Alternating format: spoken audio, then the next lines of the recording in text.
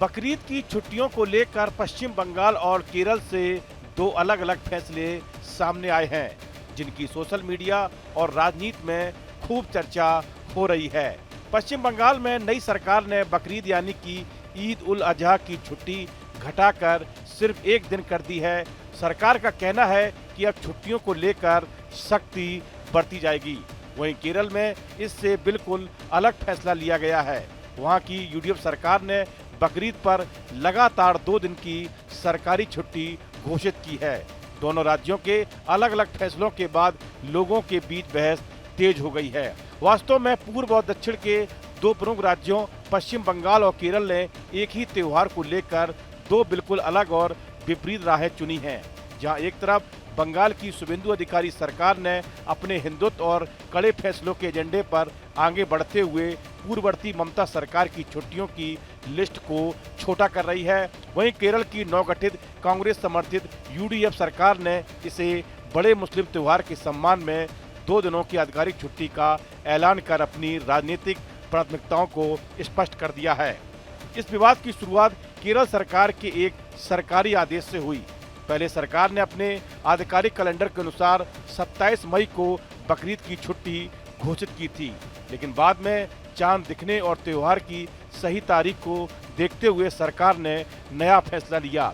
राज्यपाल की मंजूरी के बाद सचिव के बीजू ने नया आदेश जारी किया, जिसमें कहा गया कि अब 28 मई को भी पूरे केरल में सरकारी छुट्टी रहेगी। यानी केरल में बकरीद पर अब लगातार 2 दिन का अवकाश रहेगा। केरल सरकार के नए आदेश में कहा गया है कि 28 मई को राज्य के सभी सरकारी दफ्तर, सरकारी कंपनियां, स्कूल, कॉलेज और बैंक बंद रहेंगे।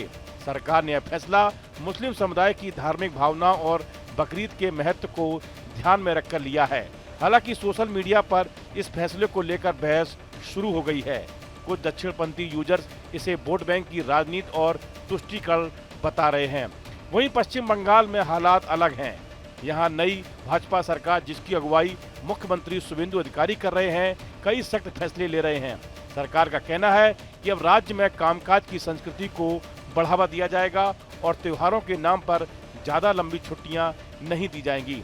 इसकी वजह से बकरीद की छुट्टी घटाकर सिर्फ एक दिन कर दी गई है। इसके अलावा सरकार पहले ही खुले में कुर्बानी और तेज लाउडस्पीकर के इस्तेमाल पर सख्त नियम लागू कर चुकी है।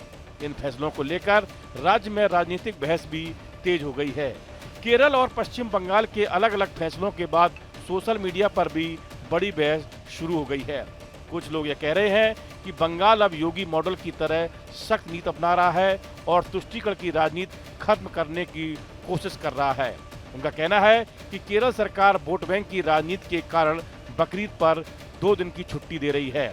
वहीं केरल सरकार के समर्थकों का कहना है कि भारत एक धर्मनिरपेक्ष और विविधताओं वाला देश है, इसलिए सभी धर्मों के त्योहार को सम्मान मिलना चाहिए। उनका मानना है कि केरल सरकार ने राज्य की आपसी भाईचारे और सांस्कृतिक परंपरा को बनाए रखने के लिए यह फैसला लिया है। कुल मिलाकर बकरीद की छुट्टियों को लेकर दोनों राज्यों के फैसलों ने देश में 2 अलग अलग राजनीतिक सोच को आमने सामने ला दिया है।